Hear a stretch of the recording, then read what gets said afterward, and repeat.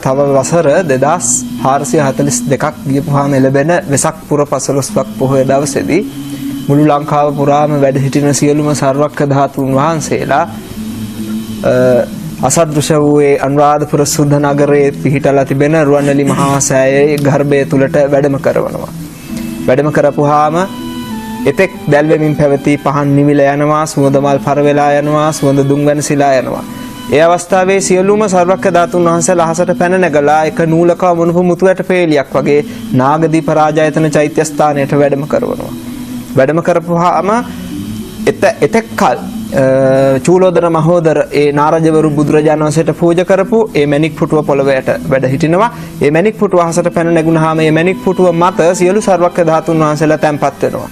සියලුම සර්වක්ඛ ධාතුන් වහන්සේලා සහිත මේ මණික් පුටුව දිව්‍ය නාගයන්ගේ මහත් වූ පුද සත්කාර විඳිමින් සියලුම බෝධිසත්වරුන්ගේ අපරාජිත ආසනයේ පිහිටන ශුද්ධ භූමිය වන බුද්ධගයා මහා බෝධි මූලයට වැඩම කරවනවා. බුද්ධ ශරීරය නිර්මාණය වෙනවා. බුද්ධ ශරීරය නිර්මාණය වෙලා බුදු සිරුරෙන් භාග්‍රේ දක්වා බුද්ධ රශ්මිය විහිදෙනවා. මේ අවස්ථාව කිසිම මිනිසෙක් දකින්නේ නැහැ. මොකද ওই කාලේ වෙනකොට කිසිම බෞද්ධයෙක් ලෝකේ නැහැ.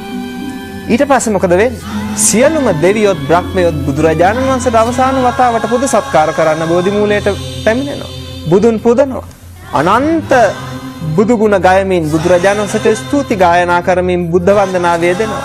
ඒ අවස්ථාවේදී දෙවියොත් බ්‍රහ්මයොත් බුදුන් වඳ අවසන් වුණාම බුදු සිරුරට ගිනි දැල් ඇවිලිලා දෙහ ආදාහන වෙලා අලුවත් දැලිවත් ඉතිරි වෙන්නේ කිසිම ධාතුන් වහන්සේ නමක් ඉතිරි වෙන්නේ අබෑටයක් තරම්වත්. ජය ශ්‍රී මහා බෝධි අතුරුදහන් වෙනවා. බුදුරජාණන් වහන්සේ වෙනුවෙන් හදලා තියෙන සියලුම ප්‍රතිමා වහන්සේලා අතුරුදහන් වෙලා යනවා.